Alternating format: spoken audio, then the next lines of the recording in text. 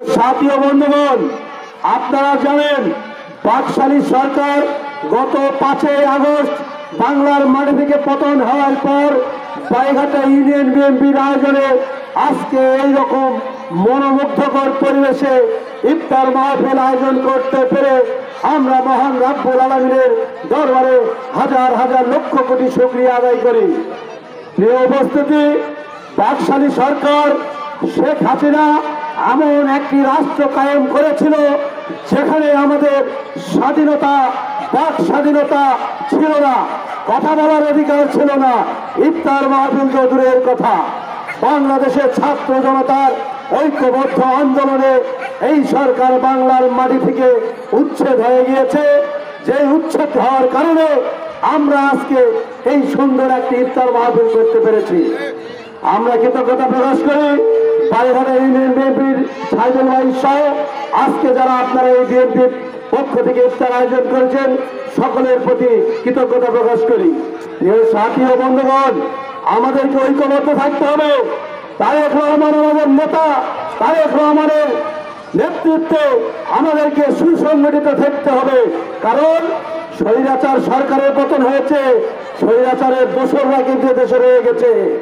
বিভিন্ন প্রশাসন দপ্তরে তাদের আমলা, তাদের কামলা, তাদের পাট পাটাল এখন পর্যন্ত বিরাজমান।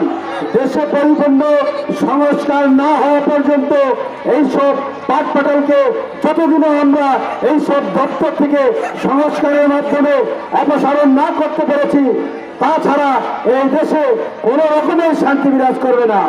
শেখ হাসিনা বারবার ষড়যন্ত্র করছে হিজবুত তাহরীর সহ এসব জঙ্গি সংগঠনকে ঢাকার রাজপথে অর্থের বিনিময়ে লেলিয়ে দিয়ে দেশে একটি অস্থিরতা সৃষ্টি করার চেষ্টা করছে। তাই আমাদেরকে সকলকেই ঐক্যবদ্ধ এবং সতর্ক থাকতে হবে। বাংলাদেশে এই সরকারকে যেন কোনো ক্রমেও বাধাগ্রস্ত না করতে পারে শেখ হাসিনা সরকার।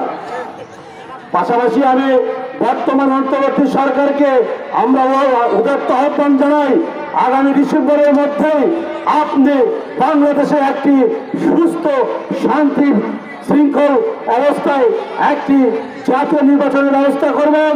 আমরা আশা করব সেই নির্বাচনে বিএনপি স্বতঃস্ফূর্তভাবে অংশগ্রহণ করবে এবং বাংলাদেশের মানুষের কাছে আপনাদের নেতাকর্মীদের প্রত্যাশা থাকবে আমরা যেন ভোটের মাধ্যমে বাংলাদেশে বিপুল সংখ্যক ভোট পেয়ে এবং আসন পেয়ে যেন আমরা যেন নির্বাচিত হতে পারি, এটি আমাদের লক্ষ্য এবং উদ্দেশ্য থাকবে।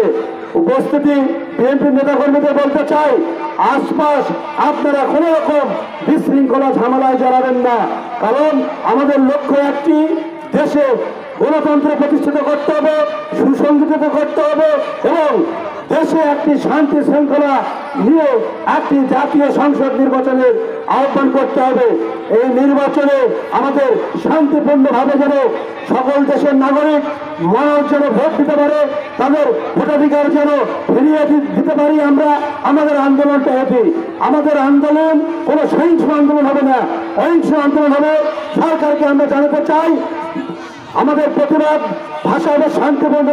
সেই শান্তিপূর্ণ প্রতিবাদের ভাষায় আমরা সরকারকে বলতে চাই, আগামী ডিসেম্বরে তারেক রহমান এবং খালেদা জিয়ার নেতৃত্বে আমাদের যে 31 দফা দিয়েছে, সেই 31 দফা আমরা বাংলাদেশের প্রত্যেকটি মানুষের কাছে আমরা পৌঁছে দিতে চাই এবং 31 দফা আমরা বাস্তবায়ন করতে চাই।